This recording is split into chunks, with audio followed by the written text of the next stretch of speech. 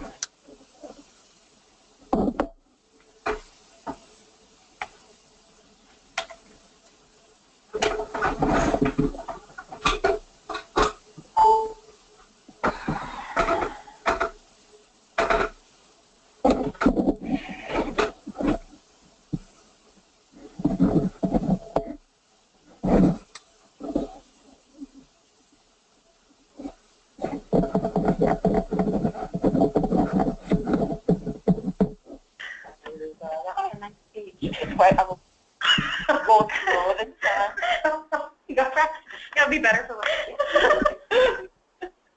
What? Hello, can you hear us? Yes, we can. Great, thank you. I gave a great speech, and now I will try to replicate it. Morning, everyone. Before we will start, I would like to go back to the morning note that we sent to the committee, and just remind us all that today we will use two functionalities, the typing functionality and raise hand functionality. And you can approach it as you wish. You can use both of them at once and type and at the same time raise your hand and talk with us, or only talk or only type, up to you. The main point is to provide equitable opportunities for all of us to participate in the conversation. Right now we have 17 people online, and we have 5 people in a room.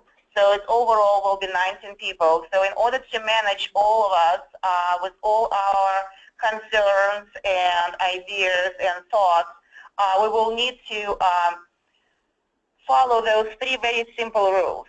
Listen actively so we will understand each other, what we're trying to say, and we'll provide our comments and our ideas based on information that's been provided by the previous speaker as well overall. Also focus on versus reaction. So it will give us a chance to not share our emotions, because I know we all have them, because we're very committed to what we do and very passionate about alignment and how to make the best out of it. But right now, as we all know, we have a huge ask. We need to make decisions about what actually will be written in those standards. So solutions will be much more helpful than your emotions. So can you please convert your reactions to reflections and give us the solutions? Will be absolutely helpful. And also be a thinking partner. So if you don't formulate your solution yet, but you have some thinking aloud, some thoughts in your mind, please share the thoughts. It will be very helpful. Then we can tease out from your thoughts some very core pieces to create a solution. With that, I will ask Harriet to start the meeting. Thank you. Thank you, Luba. Can everyone hear me okay? Yes. Okay, good. So it's really great to be able to get us started today. I actually meant to go and count how many meetings we've had, because I think it's actually a pretty substantial number. So I want to thank everyone who's really been engaged in this work and willing to take the time to both hear the work that the Dell staff have been doing and to contribute your own thinking. We have a pretty active agenda for the day, which I'm excited about. It covers a number of really important topics for us. Felisa is going to return us, I think, for our second discussion around group size ratios and mixed age groupings. We're going to hear from Jennifer, which I'm very excited about, around the equity analysis work that the Children's Alliance is pursuing. I'm going to walk you through basically some options we came up with, and maybe we'll come up with an even better one during the phone call today, to talk about how this group can really do a group review of the regulations. And then Luba has a number of updates to share with us. And then at the end, I'll do my best to kind of summarize where we're at. I think that if we could just look at the next slide, and then I'll turn things over to Felisa. But the next slide, you know, is just by way of a framing, basically, around what our task is and where we're trying to get to. And so even though ultimately we will have, quote unquote, 3 sets of rules, our goal is to really think about the work seated throughout licensing, early achievers, and ECAP as really a single set of standards that assist our providers and assist our community members, children and their families, in really both children and families having the best services we can provide, and having good clarity for the providers who are out there doing the work every day, and also allowing the Dell staff and their implementation partners to really be in a good place in terms of moving us forward. And so that's just a reminder of the frame of what we're trying to get to. And I've been reflecting for myself because I've been, part of this process from the get-go, that it's a long process, it's a hard process, and it's kind of complex because each set of current rules is complicated, and we're trying to rethink and kind of integrate. And so I myself really appreciate the comments and the feedback, that everyone has. And just as we go into today's session, just to be reminded that we want to keep trying to use this overall frame around the unification and the alignment progression as we talk about changes or progress or things for improvement or things that we might not be so comfortable with. So that's my little intro for the day's meeting. And I think that we now will turn to Velisa, who's going to walk us through where things are and discussion around ratios, group size, and mixed age grouping. So it's all yours, Velisa. Thanks, Harriet. Can everybody hear me okay? Yes, we're fine. Just speak a little bit louder. Great. Let me, maybe I can adjust my computer to see if that works. So good morning, everybody. I am excited to come back to the conversation that we started last month about looking at ratios and group sizes in the WACs.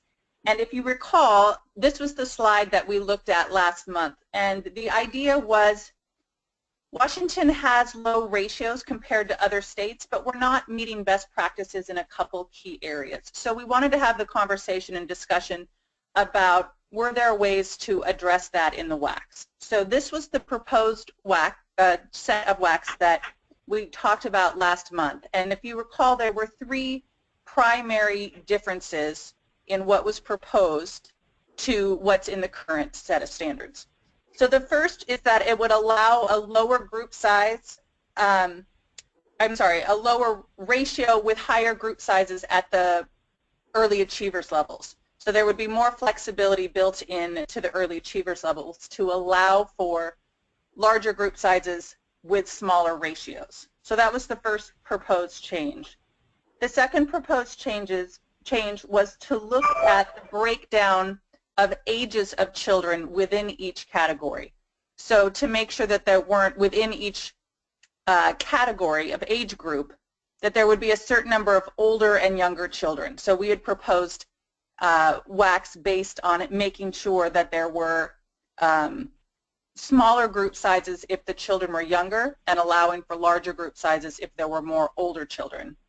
And then the third proposed change was to look at ECAP and think about what was the appropriate ratio for children in ECAP.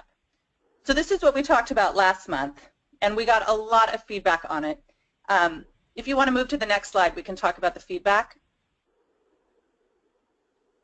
So I want to be clear that we did get mixed feedback, and there was some feedback that really said we should reconsider the ratios and make sure that they are promoting the strongest outcomes for kids and look for ways to reduce the ratios.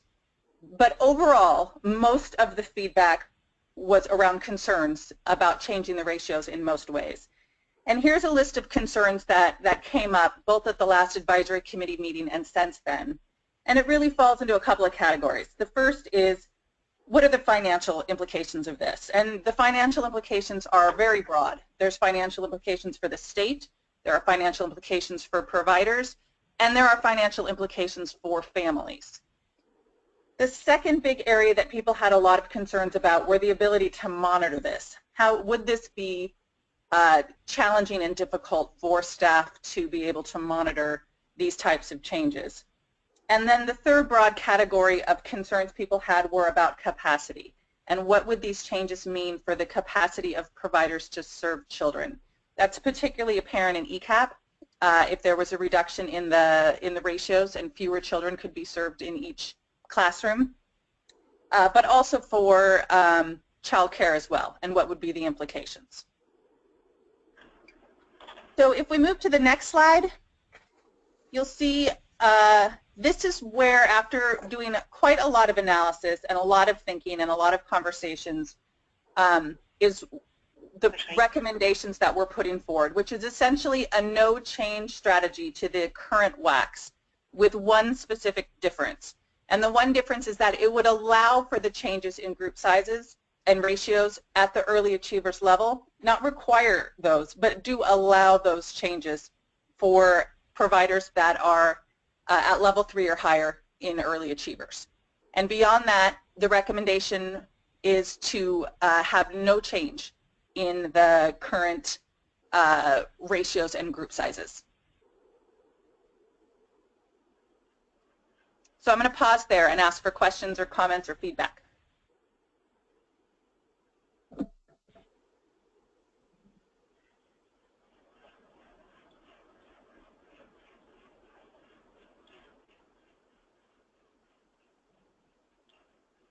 I just have a clarifying question. This is Jennifer. I'm looking at the middle section of the chart.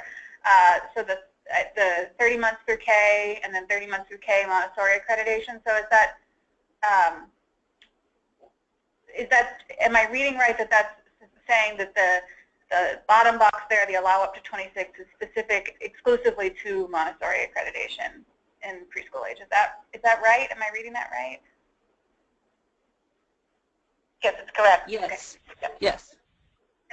And what is the intentionality behind that? So as you know, it's been complicated for the Montessori program to provide licensed services, and actually because of that participate in early achievers. And they've been consistently asking for a waiver. But this is a programmatic thing. So this is how preschool Montessori operates. It's kind of what they required by the definition of their model, Montessori model. And it's been a consistent issue with that through the years. And also another issue that we've been experiencing in the state, that there are different type of accreditations for the Montessori schools. And a number of things have to be kind of resolved within the Montessori community. So now we're looking at specific Montessori accreditations that actually are national accreditations, and they're considered to be actually Montessori, not Montessori influenced or Montessori driven or Montessori whatever else. So this is what we're considering through the early achievers, and Rachel and her team doing a lot of work in this regard, because it's also providing Montessori schools because of the accreditation with some particular points in regard of the alignment with early achievers per se, because they also have their own accreditation as, let's say, similar to NIAC accreditation. But their model itself is dependent on a larger. Yes. So instead of consistently giving the waivers for them, we just decided that we may need to allow them to operate this way, but then we're requiring them to have a different ratio. We're requiring them to have a 1-to-9 ratio, which will allow them to have 3 staff members. So in some way, we're keeping the ratio in place, but allowing the bigger group size. Do you want me to read the questions? Yes, Yeah. Do you want to try to go in order? So Melanie was next. So Melanie is next, and then what we will do, we will read first, and then we will allow people who raise their hand to talk. So we will start with reading the questions, and then we will go to Leilani's hand, and then Marie Keller's hand. Go ahead. Okay, so, well, if Leilani's hand is up, maybe we should just go to her. Her comment is, will the EA flexibility also apply to ECAP? The chart doesn't make that clear. Do you want to un her? Yes. Leilani, go ahead. Leilani, you're unmuted. You can talk. Hey, Leilani. Hey. Maybe not. Okay. Let's go to the next one. Shoot. Oh, she's not on the phone. Oh. So, Karen Sampson says, I think keeping the licensed preschool standards the same as the ECAP standards is, whoops, good idea. Missed it. A good idea, because making them different could have discouraged mixed ECAP, non-ECAP classrooms. This is also a much simpler system to understand and keep compliance with, which I think was one of the goals for standards alignment. I think this is a good recommendation. And then D. Hirsch says, the accreditation pathway that was developed from the Early Start Act has included Montessori accreditation. That has been reviewed in detail. Also, the Washington State Montessori community is organized for a Montessori school verification, which requires essential standards and will be recognized by licensing.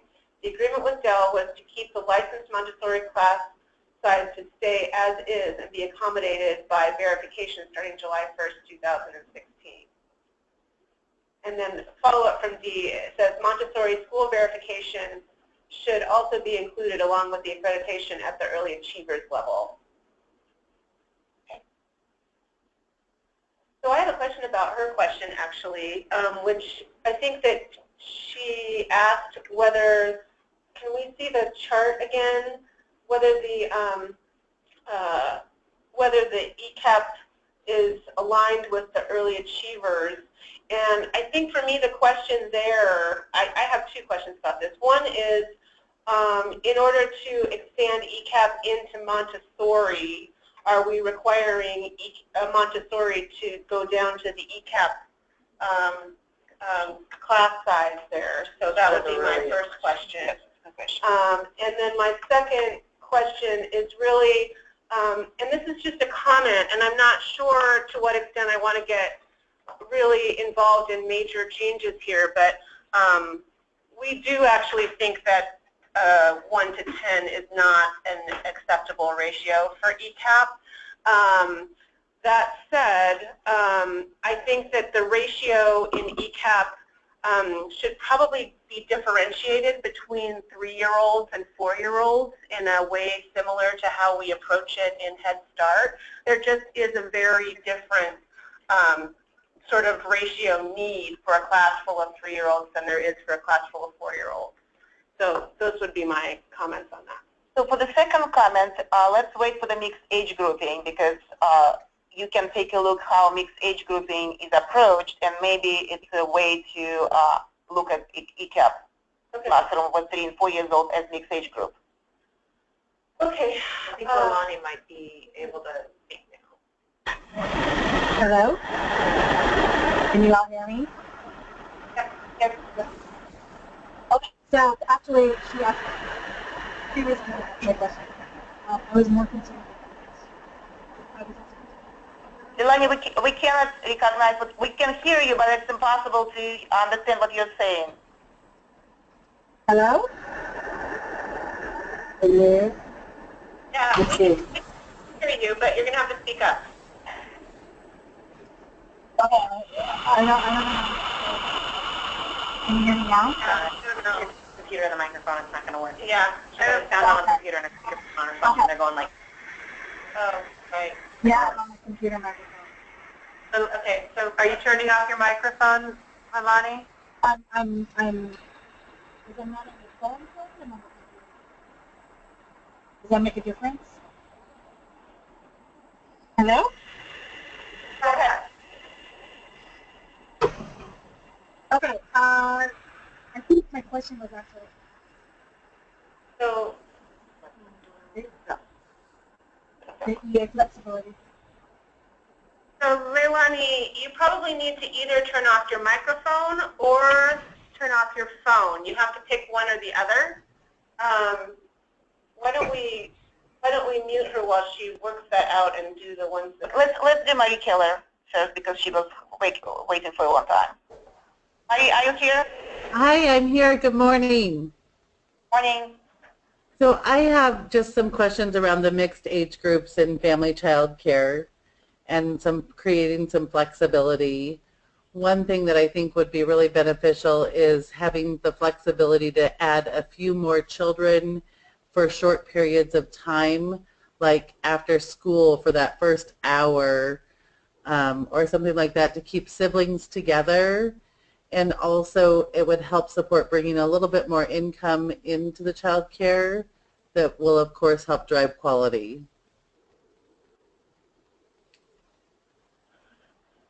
Thank you. We will talk about mixed age grouping after we will go through the ratios and group sizes, but we didn't consider the amount of time for mixed age grouping that providers may decide to use. But at the same time, I don't think it's important if we will have it overall, then it will be up to providers to decide for how long they will use whatever mixed age grouping. But let's discuss it as we will get to it. So do you want me to read Siobhan? Yep. Okay. Siobhan Ring says, I wonder if the difference between the standards for Montessori versus other programs provides an economic/financial/scale advantage to programs that are Montessori. I wonder if there are equity implications of that. I don't know if we have information, data about how many Montessori programs there are and who runs them, who is served by them, that would help us determine that. Good point. Do you want to go to D. Hirsch? Next comment is D. Hirsch. Please note the age group designation of 30 months to K. Licensing for this age is now defined as age 30 months through 6 years, so it's not defined by kindergarten. Correct. So Dee, we will unmute you right now. Can you hear us, Dee? Oh, yes, I think you can hear me? Yep. Okay.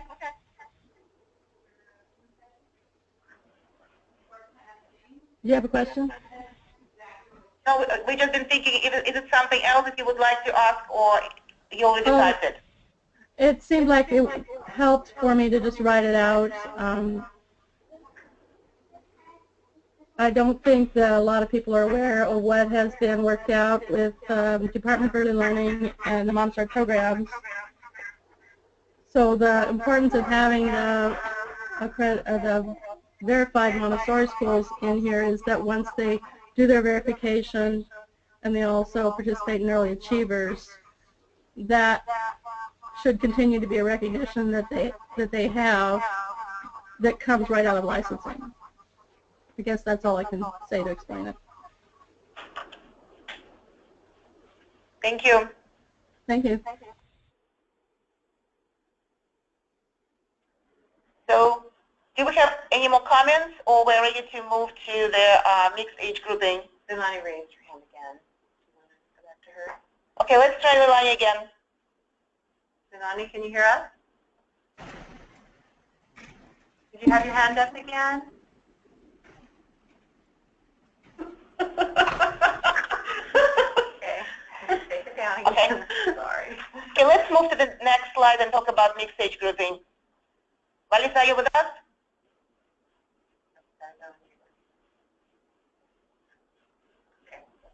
Vanessa? Hi, can you hear me now? Yep. Sorry. Great. I luckily did not start talking until I saw the unmute button go, so I didn't talk to myself for too long. So the next conversation is the second half of the conversation we started last month was around group sizes and mixed age grouping. So if you recall, we had 3 options that we explored, and the first one was to just keep the waiver system that's currently in place and allow providers to continue to request a waiver for mixed age grouping. The second one was to change the WACs and to allow for mixed age groups within the WACs. And the third option was to think about mixed age groups as a progression from early achievers level 3. So if you look at the slide, you'll see that where we've landed is really actually a combination of 1 and 3. So this is the progression from early achievers level 3. But the idea is that it would continue to allow for a waiver system as well. So not only early achievers level 3, but also a case-by-case waiver system. So I'm going to give everyone just a second to look at this because I think it's a pretty complicated chart. So if you just want to take a minute to look at what are the proposed group sizes and ratios for infants and non-infants across the age groups, then we can have a conversation around it.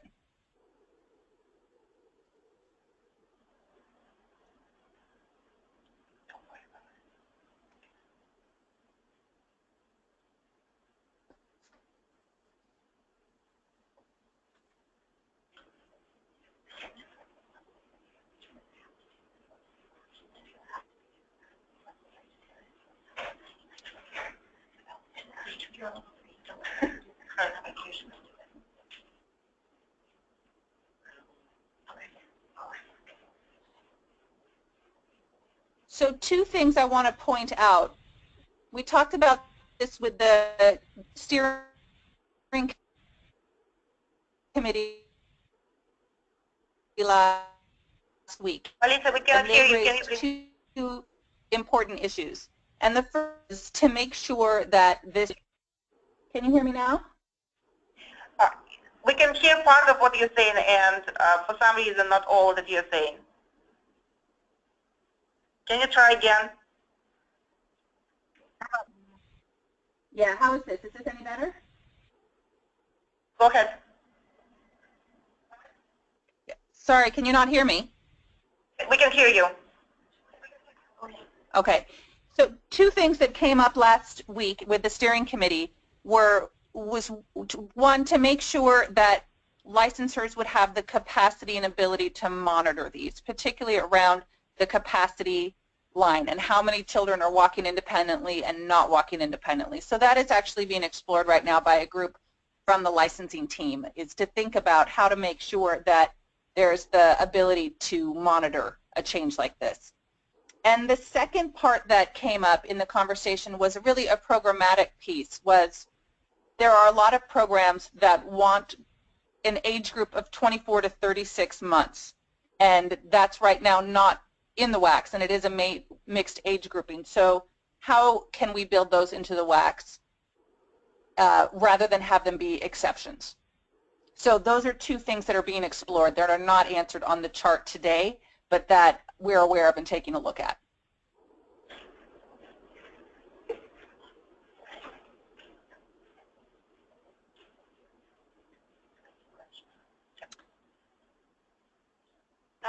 Leilani asks, is ECAP reflected here? In other words, could an ECAP program use a 1-to-9 ratio?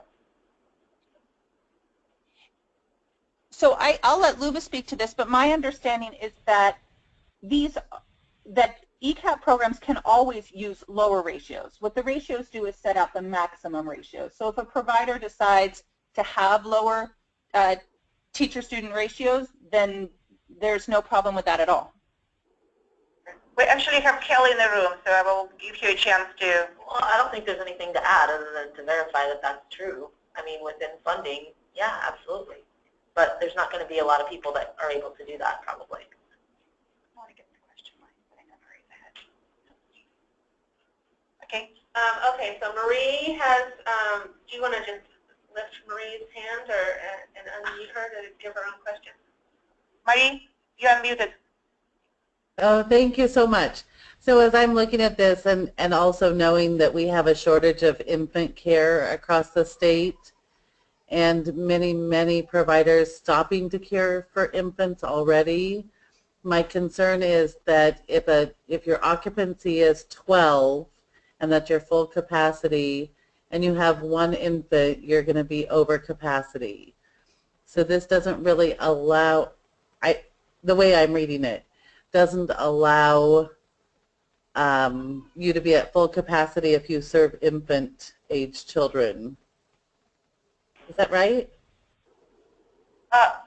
We're not saying that everyone's supposed to have mixed age grouping. I think it's up to people to decide how they would like to structure their program. They still will be allowed to serve infants only with a group size of 8 and ratio 1:4. But if they would prefer to have mixed age grouping, this is where we will need to look at level of their capacity. It's very similar how we're looking at it in the home-based providers in a mixed age grouping setting. But is this, am I reading that correctly to say that if I'm serving infant children, my maximum capacity would be 9? If I have one and 8 preschoolers. So your group size with infants could be up to 9 if you have a ratio 1:3. So it can be group size 8 in ratio 1:4 or 9 in ratio 1:3. But if you will decide as a program or would like as a program to start mixed age grouping, whatever I'm trying to say, then this is where capacity is kicking on. So for example, if you will think about early Head Start Child Care Partnership, and it's where we need to move from first two rows to row 3 and 4 when we're mixing infants and toddlers up to 36 months. So this is where you will have to keep your group size in a level as required for the younger children, which will be 8 or 9 max, with a ratio 1 to 4 or 1 to 3. And it's where, if you look at your capacity, you will not be allowed to have more than 2 or 3 children, not independently walking children in a group. So you can have like 2 infants, and then the rest will be toddlers of different ages. So this is what Head Start is doing right now, and this is what we would like to offer if the program would like to try this approach. We're not saying this is how you need to operate. It's for the programs who would like to do it. I think So this chart might be easier to understand if you had what the current requirement is in some place. There are no current requirements for mixed age grouping in centers right now. So, Yes, it's all the waiver process right now. Luba, I'm trying to understand this from a family child care perspective in keeping It's a not a whole family, family it's a together. center. It's only for centers. Do you remember we started our conversation last time that we are not making any changes for home-based providers at all. Okay. For home-based providers, everything stays as in current WAC. What we're looking at, and sorry not reminding everyone about it from the beginning, what we're looking at is for centers only. Okay, thank you.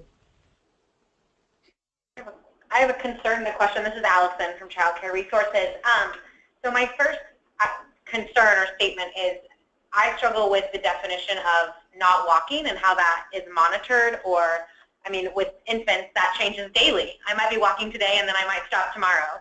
So I think that becomes a really tricky thing for providers to balance and licensors to monitor and coaches to be able to coach around in the early achiever system. So that's sort of my concern. My question is this mixed group size, if I am not rated a level 3 in early achievers, am I eligible to follow this, or is this only available for me to add to my program if I am rated a level 3? The sentence at the top confuses me. So it's allowable for providers who are at level 3. But Or higher. Yes, at level 3 or higher. Okay. But if you're below level 3, there's a waiver You process. would still have to go through the waiver process if you're below a level 3. Correct. Okay. And Allison, the licensing team had a very similar reaction to the walking, not walking, and how that could be monitored in a meaningful way. So they're going back and thinking about ways to clarify this and make it something that is understandable and monitorable for everybody. Thank you.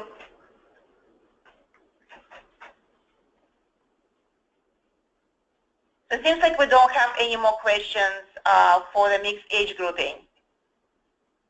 So let's move to the next slide, and if you will have more questions, please type or raise your hand. So I think that we covered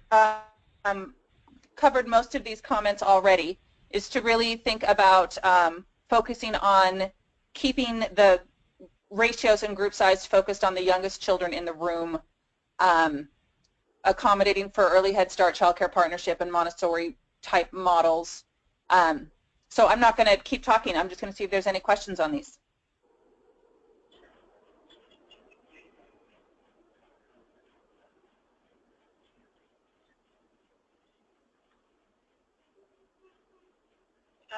D. Hirsch asks, why does the 30 to K group state K enrollment? Does that mean a child care that serves children who are out at K elsewhere from a half to a full day?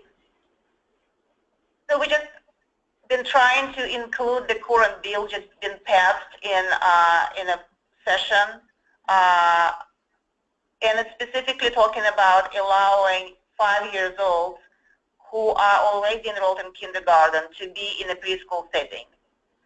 So we will not differentiate between 5-year-olds who are not in school yet and who are already in school. So we will allow them all to be together, and it could be arranged before and after if provider is doing e-learning services and before and after services, or there are other situations when it could be allowed, but this is just trying to accommodate the current bill. And then Marie Keller says, I really like the idea of mixed age group options. Thank you.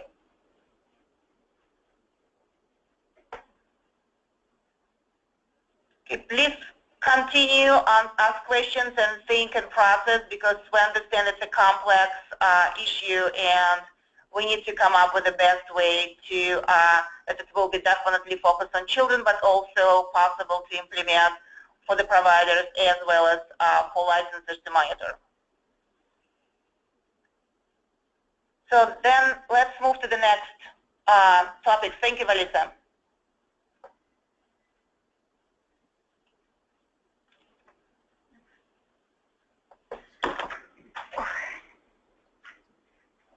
Is this me? Okay. Sorry. I wanted to make sure I was up. Good morning, everyone. This is Jennifer from the Children's Alliance. So I, when asked to, share a little bit about the work that we're attempting to do, I said, sure, and it's not super far along. So what I'm going to do is, speak briefly to, what prompted this approach in our thinking, a little bit about where we are at this moment, and also some of the initial questions that are coming up for us as we try and move forward. So, what I'll say, and I think that I apologize if this is redundant for folks in this group, but I like to say things out loud up front, is, I think that what we know is that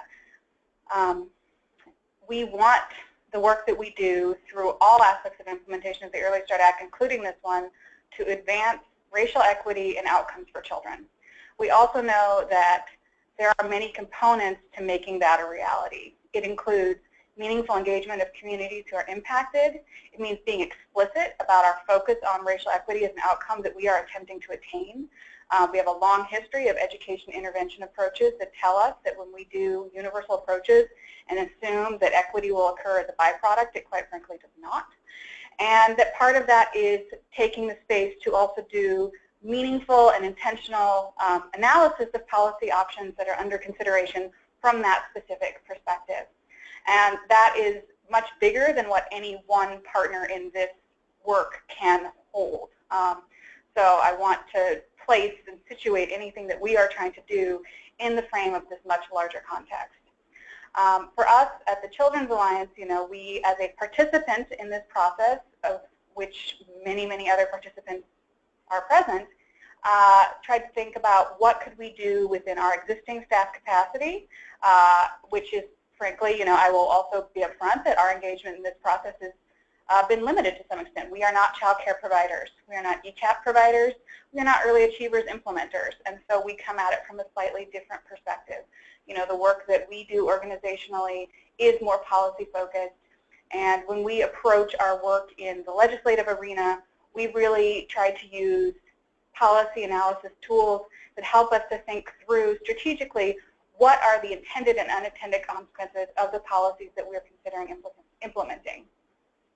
So that's the origin of this intent for us to try to engage a contractor to help support us to have the capacity to step back and essentially do a degree of policy analysis of the proposed new standards. We have not yet engaged a contractor to do this work, so transparency there early. We are talking with several folks, but to be honest about it, one of the things is that there is an extent to which this is something we're learning about as we go, and people understandably have a lot of questions about what do you mean by an analysis and what does that look like in this context, which is different than analyzing a bill, quite frankly. What you have in front of you up on the screen is our original posting. I will say, as we've continued to have conversations, we've started to zero in on 3 key impact questions for us that we believe will guide our work. And that is, how are the proposed standards going to increase or at least preserve or not, quite frankly, the cultural and linguistic diversity of our workforce? How will new proposed draft standards increase, preserve, or not the affordability of childcare, access to licensed childcare for families, because those are deep equity implications. And then lastly, how will the standards support implementation of cultural and linguistically responsive services? How is that specifically called out and promoted? And we know that all of these things occur within a context. They occur within economic context, they can occur within cultural contexts. How do we consider those things? And so that's what we're working to explore, and it will take some time. And so just to be really candid about that.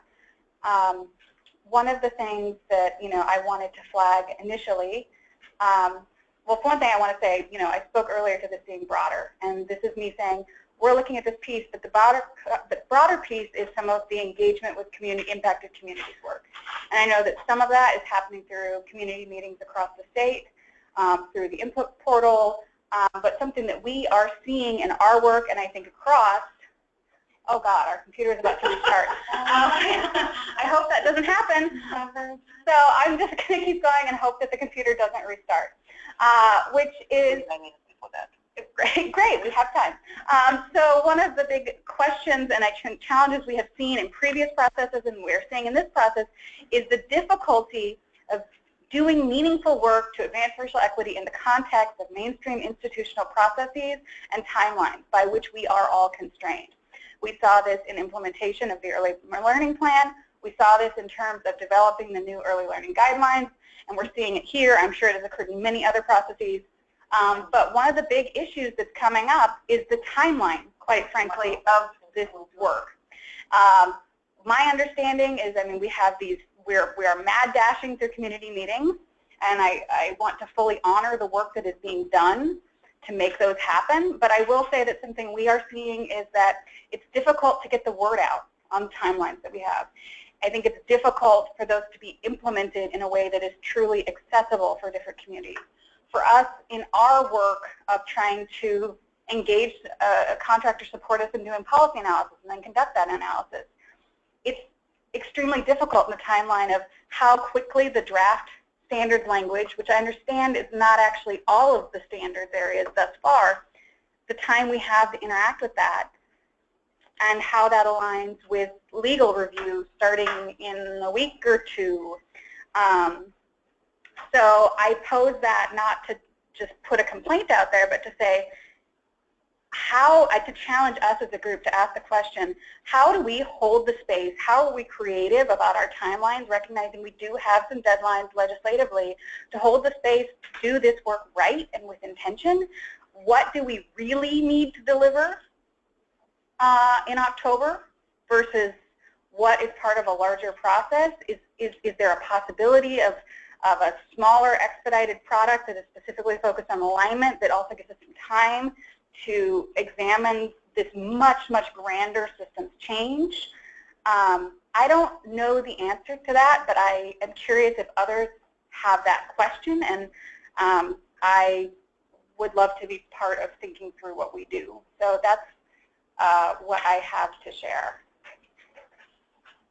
Thank you. And if you know someone who would be a stellar contractor, continue to help us get the word out. Again, we are talking to several folks, but there's still space there. Thank you, Jennifer. I appreciate it. So let's think together how it will be possible in regard to the timeline, and then bring it to the advisory committee with a couple of options how we can look at it. So with this, Harriet, we would like you to start talking about advisory committee group review and what ideas do we have to arrange it. Thank you, Luba. Thank you, everyone.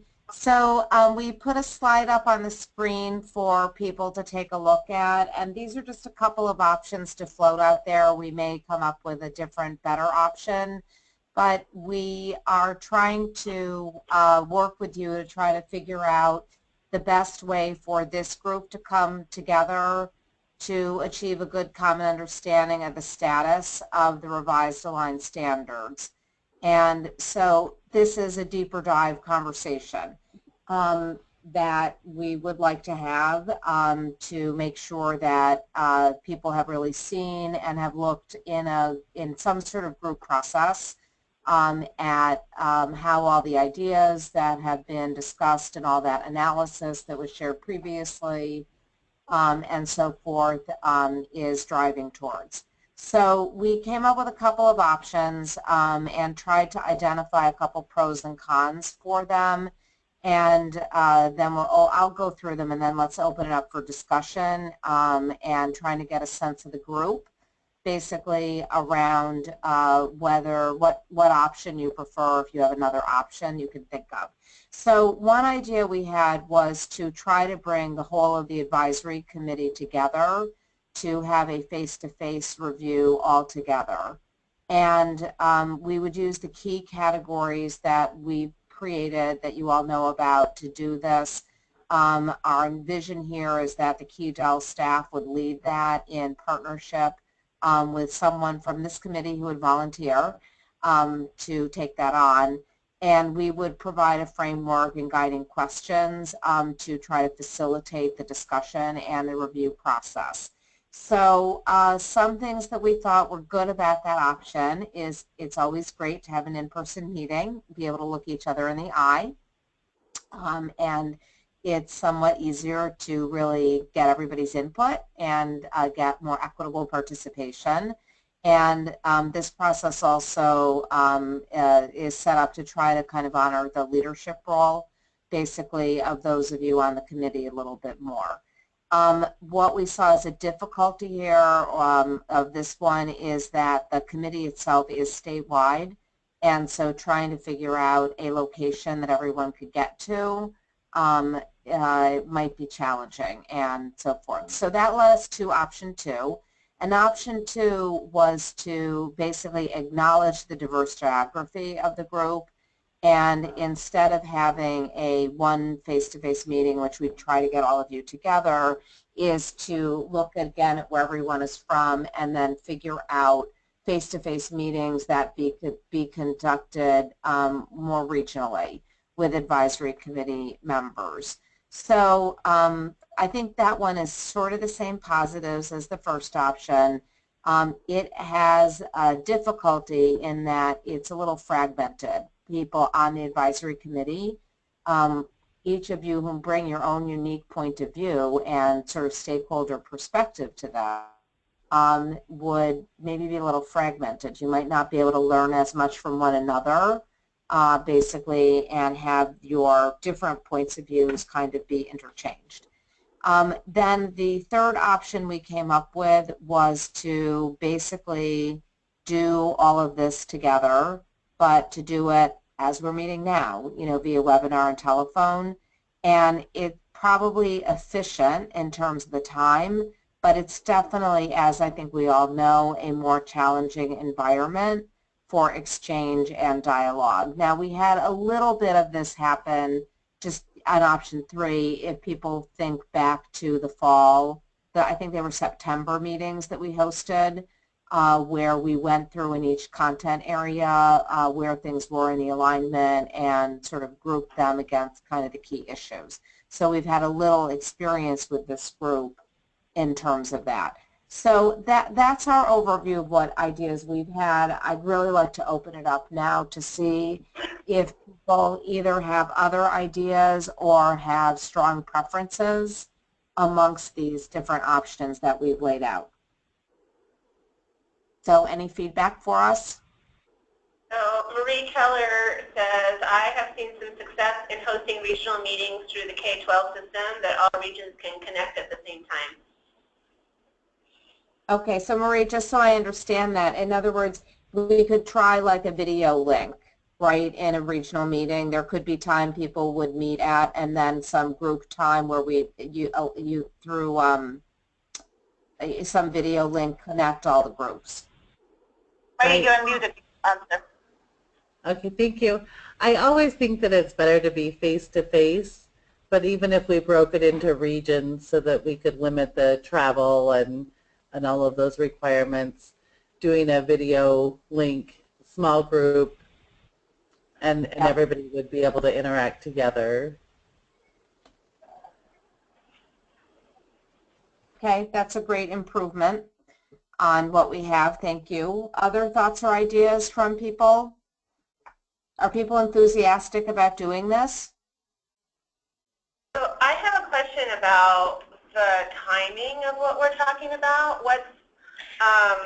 So the thinking is end of June, beginning of July, before the negotiation, because as you remember right now, and we will look at the timeline very soon, but I would just remind everyone that we've been hoping to start our negotiation process with the union August, September, in August.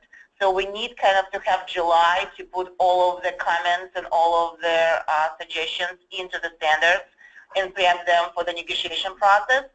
So it's why we've been thinking maybe end of June, beginning of July, have 3 days or 2 days where we can focus on it. And it depends on the model, how we will arrange it. So I guess my follow-up question is about the racial equity analysis, and also whether or not we've pretty much seen everything we're going to see with those 7 or 8 different things that I saw on the Thrive website that have been. So is there more? Yes, absolutely. So as you remember, we discussed it at our advisory committee meetings that the feedback process has been focused on the topics that have been brought through the community input. And through the analysis of the community input data, those particular topics been the most prioritized by the community. They provided the most input for it, and they would like to hear our feedback, what we produce based on it. So it's why we brought back into the community to show to the community you provided the most of feedback on this particular topic. This is what we're thinking about. This is how standards may look like. So it's a limited feedback based on what they prefer to see. Okay, I guess for our review, as we're right now going internally through the WACS review, group review, it will be very similar. We hope to we will have all of the WACS already drafted. So what you will see the final draft of the WACS. Depends when we will start. The WACS already could be finalized by the legal review. So I'm just trying to get my head around the timeline of all these things, and so you know, are we going to actually, when will we see those, and so when will these guys be able to sort of assess at Children's Alliance on the racial equity implications, and will that be part of this discussion in June, or, you know, I'm just trying to get my head around some of the timing aspects of. I don't think it's. Go ahead. Say it. Well, yeah, this is Harriet. So I hope you consider this a good answer or an honest answer to the question. So if you recall, in all of the work that was done to try to set this up, there was an effort made to look at, there were a set of sort of standards established to evaluate the progression and the alignment. And they did include some of these issues around equity. And as actually was talked about, it's challenging, right, to do that. So that is one of the frames that people have been attempting to bring into the work. So what I would say is, listening on the timing, obviously I can't speak for the Children's Alliance. It sounds like, you know, that's been a challenging startup, basically, to do that. But, and so if it works out that there's information available, that would be great. But I think the intent here is to go into, not, as Luba said, the partial information that was prioritized by people during the community forums, but again, going back to those fall reviews, which was every content area in the alignment across the 3 programs, and to provide people basically with the more granular information that is now available about what changes in the language, what changes in placement, you know, of something in the regulatory structure, and to look at those within the factors, basically, that we've tried to use, staff has tried to use, to actually do the setup. So, I mean, I hope that, so I think this is meant to be as much information as is available, basically, for everyone's conversation. and to see basically as the drafters who have been working hard, we've talked about that, you know, and trying to work in a thoughtful and serious way, have been able to get to with all these factors into account. This is Jennifer. I'd like to jump in a little. I mean, one thing that I will say is I think that there's, you know, and it's helpful to have the framing of how this current round is responding to the previous round and some issues that were identified. But, you know, I think that one of the things that I hear is a complexity, and, you know, I mean, for one thing, I feel this obligation to state very transparently, you know, we are attempting to do at Children's Alliance a review because that's our priority in the context of, you know, of our commentary and our position on the standards, and that is, you know, the lens we are attempting to take. That is us attempting to take that lens in our work. But I would be mortified if it became used as saying this is a stamp of what is or is not equity in this work. And so I want to very clearly say that we cannot do that. No one person can do that. You know, I hope that I want this to be a positive contribution, but I think it is very, very important to declare what it is not, and it is not the totality of what an equity review of draft standards looks like. So I want to say that very transparently.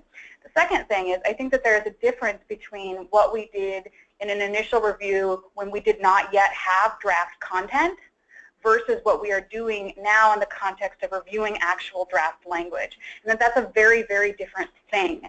And so I think that where I see us being challenged, and again, I recognize that we have project timelines, that we have to find ways to navigate, but the way you interact with information at the level of what do you think about professional development and the way you interact at the level of here are 3 options are very different things, and the type of analysis we can do is different. The type of commentary that impacted communities can provide is very different. And so I guess I hear in this question for myself of what is the round at which we are coming back to people who are providing input on that actual draft content in a way that isn't just saying, well, we asked you for some general input, we wrote some draft options, we brought those back to you, and now we're going to finalize. I feel a missing step in that, and so I don't want this to sound defensive or critical, but I think that there's a question that we have here, and I think yet again it's a question of time. Yeah, and we totally agree that it needs to happen, and it must be part of their review process of the standards. I think the question is more about at what point this review needs to happen. It needs to happen before advisory committee group review of the content. It's supposed to happen after the public comments or during the public comments.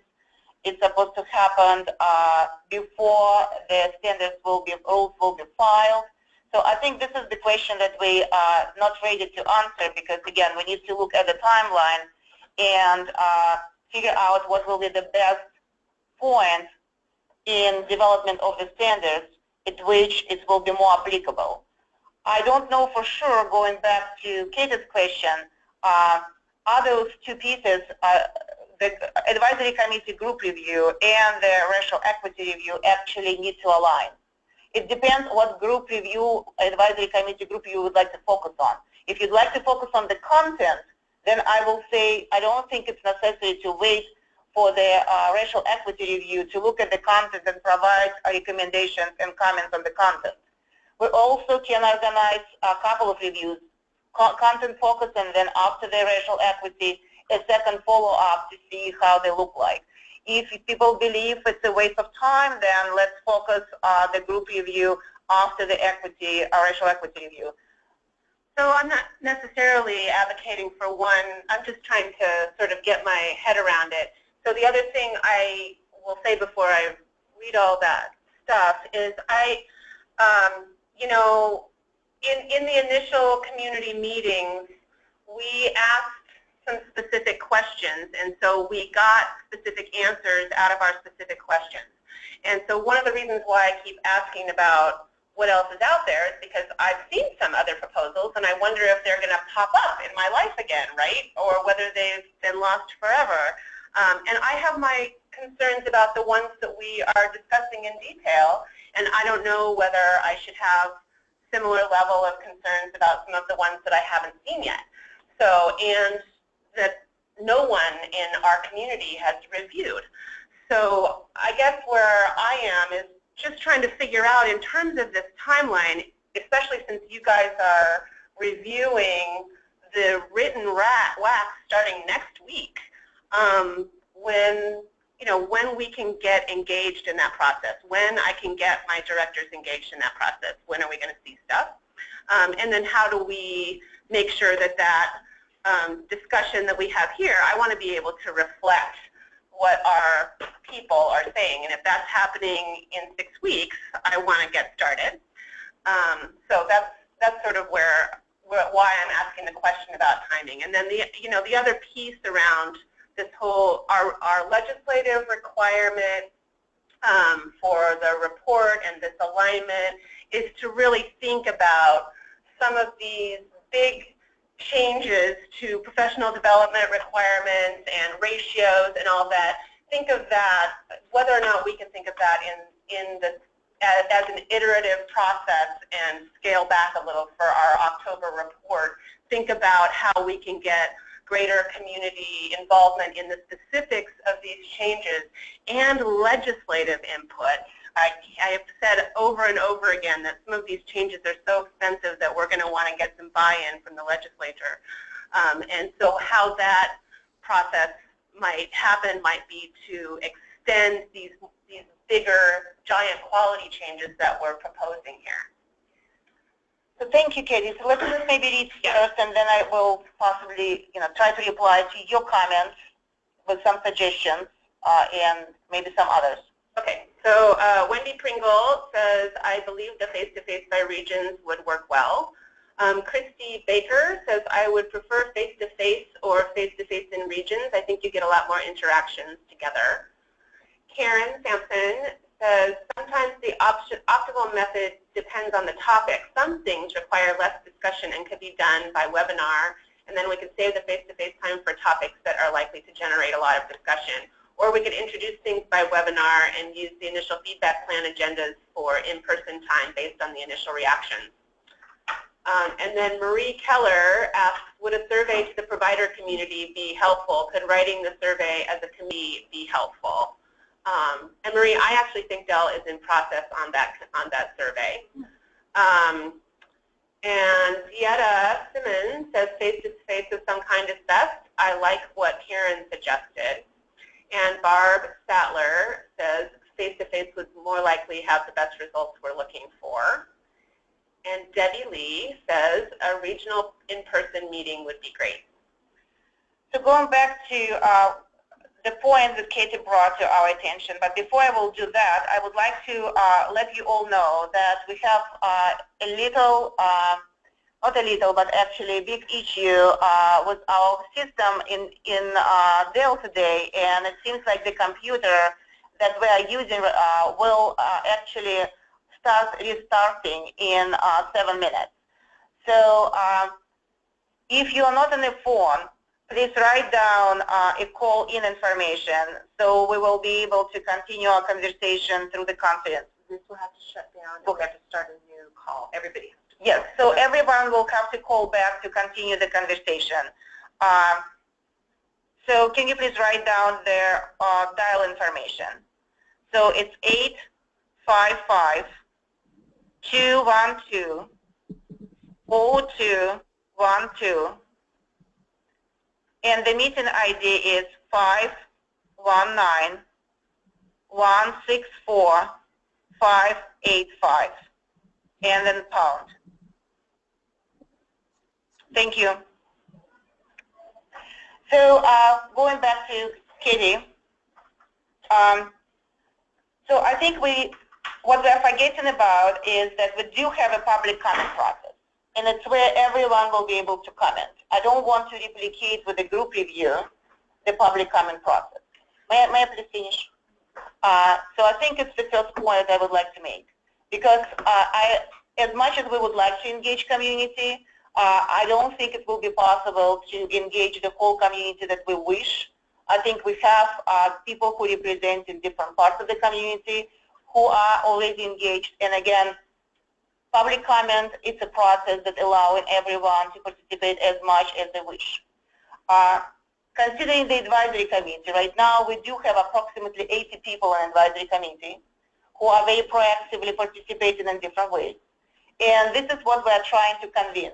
We're trying to convene statewide experts who actually we recruited and enrolled in the committee in order to provide this type of support.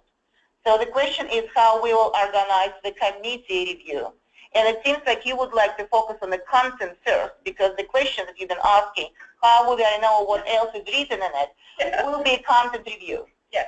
So then what I will suggest that if we will have a content review actually before we will go for the negotiation process with the union. So through the content review, we will be able to incorporate whatever the advisory committee is suggesting to change before the negotiation process.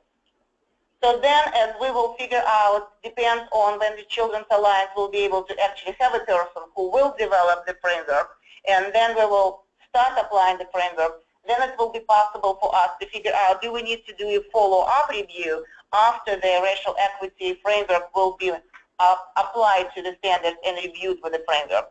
And then we can do it again. Yeah, okay. I mean, I get what you're saying. I will say that most people consider comment periods. So we will break right now. I'm sorry, Katie, but otherwise we will not be able to archive what we're talking about right now. So I will break right now. Please call us back. 855-212.